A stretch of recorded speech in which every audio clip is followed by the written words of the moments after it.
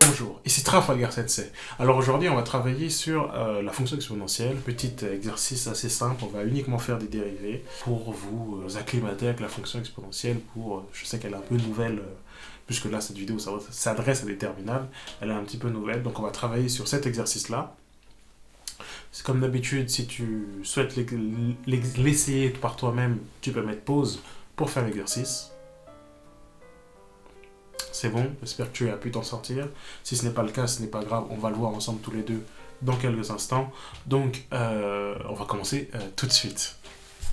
Nonobstant, si tu n'es pas déjà abonné, je t'invite à t'abonner. Il y a plein de vidéos comme celle-ci où je ne fais que des exercices. Sur cette chaîne, on ne fait que des exercices pour vous permettre de pratiquer le plus possible. Donc vraiment, si tu as des soucis en maths ou si juste tu apprécies, eh bien écoute, je te laisse t'abonner, liker et potentiellement partager à certains de tes collègues qui peut-être auraient du mal. Toujours est-il, la pub est terminée. On passe à l'exercice. Du coup, on a la première fonction f de x qui est égale à exponentielle de 1 sur x. Fonction qui peut un peu faire peur, mais au final, c'est comme d'habitude. Hein. Je rappelle que la dérivée de la fonction exponentielle, c'est tout simplement u' exponentielle de u. U' exponentielle de u. C'est-à-dire que vous dérivez la puissance de l'exponentielle et vous multipliez par l'exponentielle d'origine. C'est uniquement ça la dérivée, ce sera jamais plus compliqué que ça, peu importe le style que vous avez. Il peut y avoir des constantes avant, il peut y avoir une fonction avant, mais auquel cas ce sera une fonction composée tout simplement. Mais pour l'exponentielle, pour son cas à lui, c'est vraiment toujours vous dérivez la puissance et vous multipliez par l'exponentielle d'origine. Donc on a en l'occurrence ici, la dérivée de 1 sur x, c'est moins 1 sur x au carré. Du coup, on a f' de x qui est égal à moins 1 sur x au carré exponentielle de 1 sur x. Ensuite, question B. Du coup, là, on a clairement une fonction composée. Soit vous la lisez comme 1 sur x facteur de l'exponentielle de x au carré, auquel cas c'est u fois v, soit vous la lisez comme exponentielle de x au carré divisé par x, auquel cas c'est u sur v. L'un dans l'autre, c'est censé vous donner le même résultat. Il n'y a pas particulièrement de préférence entre les deux chemins, étant donné qu'il y a beaucoup de calculs à faire dans les deux cas. Il y a autant de calculs à faire dans les deux cas. On va faire u fois v, pour éviter. On aura toujours une fraction, mais c'est pas grave.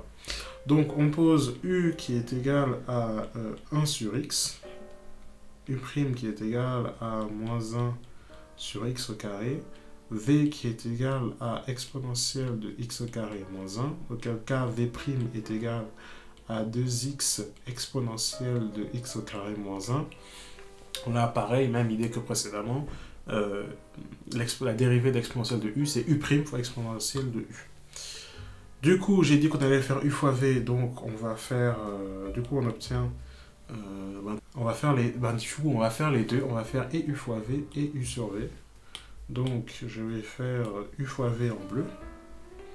Donc on obtient f' de x qui est égal à, du coup je dis u fois v qui sera fait en bleu,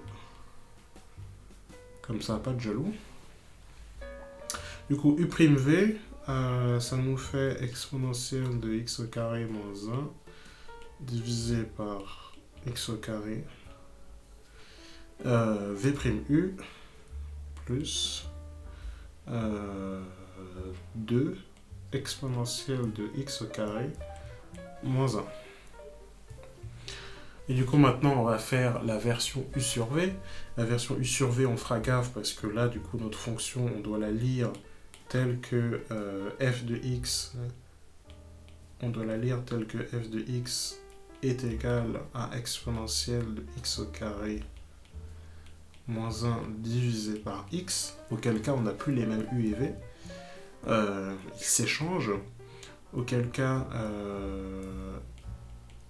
cette fois on a u qui est égal à exponentielle de x au carré moins 1, u' qui est égal à 2x du coup exponentielle de x au carré moins 1, v qui est égal à x et v'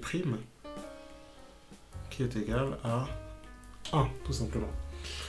Ce qui implique du coup que f' de x est égal à u'v, c'est-à-dire 2x au carré exponentielle de x au carré moins 1, moins v'u, c'est-à-dire un facteur de exponentielle de x au carré moins 1. Le tout divisé par v carré, c'est-à-dire x au carré. Et là, on se retrouve bien avec exactement ce qu'on avait en bleu en haut, c'est-à-dire 2 exponentielle de x au carré moins 1 moins exponentielle de x au carré moins 1, le tout divisé par x carré. Et on retient bien la même chose dans les deux cas. Mais il y a autant de calculs à faire dans un cas comme dans l'autre. Donc il n'y avait aucun chemin plus rapide que l'autre. Et en plus, dans les deux cas, on peut toujours le factoriser de façon optimale pour l'étude de signe, vu que je le rappelle, la dérivée n'a qu'un seul intérêt, c'est l'étude de signe. Donc il vaut mieux toujours pouvoir soit le mettre en multiplication, soit en fraction. Donc là, on a exponentielle de x au carré qui est égal à, facteur de 2 moins 1 sur x au carré. Et ça, c'est plutôt simple à étudier comme signe, étant donné que exponentielle de x au carré est positif et que 2 moins 1 sur x au carré s'étudie assez facilement. Donc, ensuite, question C. Après cette longue réponse pour la B. On a f de x qui est égal à exponentielle de sinus x. Ça va aller assez vite pour celui-là. Ce qui implique toujours la même chose, exponentielle de u, sa dérivée c'est u' exponentielle de u. Ce qui implique du coup que f' de x est égal à cosinus de x facteur de facteur de exponentielle de, excusez-moi, de sinus de x. J'ai l'écran qui arrête pas de bouger à cause de mes doigts. Tac, c'est bon. Oui. Par contre là, pour l'étude de signe, il faut se chauffer. Hein. C'est pas simple. Ensuite, la D. On a cosinus de x fois sinus de x. Ça pourrait limite être un exercice de primitif, ça. Cosinus de x, facteur de exponentielle de sinus de x. Du coup, là, on a du u'v, hein, là, il n'y a pas le choix. Donc, on pose u est égal à cos de x. Du coup, u' qui est égal à moins sinus de x. Et v qui est égal à exponentielle de sinus, dont on a déjà la dérivée vu qu'on l'a calculé juste avant, c'est-à-dire cosinus de x, facteur de exponentielle de sinus de x. J'en profite tant que j'ai des sinus et des cosinus qui se battent en duel pour vous rappeler un moyen mémotechnique pour toujours vous retrouver sur les primitives, ça marche aussi, les dérivées et les primitives des sinus et des cosinus. Refaites un petit cercle comme ça, le sinus se lie sur l'ordonnée, le cosinus se lie sur l'abscisse.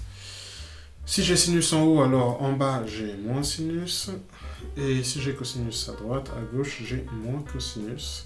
Et en fait l'idée c'est que tout simplement, quand vous vous décalez comme ça, vous vous dérivez. Et quand vous décalez comme ça dans l'autre sens, vous primitivez. Pour ceux qui savent ce que c'est l'action inverse de la dérivée. Hop. C'est un moyen mémotechnique pour toujours vous retrouver entre les dérivées et les primitives des sinus et des cosinus. C'est-à-dire que la dérivée de sinus c'est cosinus, la dérivée de cosinus c'est moins cosinus, la dérivée de moins sinus c'est moins cosinus, la dérivée de moins cosinus c'est sinus, et ainsi de suite dans l'autre sens pour les primitives. C'est un petit moyen mémotechnique qu'on m'a appris comme ça en terminale. Bon, je vous le donne, c'est toujours utile. Ça prend moins de place dans le cerveau que d'essayer de retenir les formules indépendamment les unes des autres. Donc, on revient à notre exercice, ce qui implique du coup que f' de x est égal à u'v, c'est-à-dire moins sinus de x, facteur de exponentielle de sinus de x, plus cosinus carré de x, exponentielle de, excusez-moi, exponentielle de sinus de x. Et voilà, ce qui est égal, si on peut factoriser, on factorise. Petite habitude à prendre. À cos carré de x moins sinus de x. Hop. Ça donne envie de faire des simplifications là quand je vois un petit cos carré qui se bat en duel là. Mais ce n'est pas grave. Je vous dis ça, je suis en train de calculer dans ma tête. Toujours est-il. Donc là aussi, l'étude de signe, elle est assez facile à faire. Et enfin, plus facile à faire sous cette forme-là que sur la forme additionnelle. C'est pour ça que je l'ai mis en multiplication. L'exercice était de faire les dérivés. Je crois qu'on y est arrivé au bout. Auquel cas, j'espère que vous avez réussi l'exercice aussi de votre côté, que ça s'est bien passé. Si vous avez eu des soucis, n'hésitez pas à m'envoyer vos questions ou voir vos screenshots de ce que vous avez fait, que ce soit sur Instagram ou que ce soit sur X, pour ne pas dire Twitter. Ou sinon, si vous avez des questions toutes simples, ce qui ne nécessite pas de capture d'écran, vous pouvez juste les mettre en commentaire. Si vous avez aimé, likez. Si vous n'avez pas aimé, dites-le moi en commentaire. Et si vous voulez continuer à vous entraîner, il y a d'autres exercices sur cette chaîne, sur tout plein de sujets, que ce soit en maths et en physique. Un peu de chimie, c'est pas totalement ma tasse de thé la chimie, je vais bien le reconnaître. Mais je ferai de mon mieux. Toujours est-il, on se retrouve pour une prochaine vidéo d'exercice. C'était Trafalgar Sensei. Out.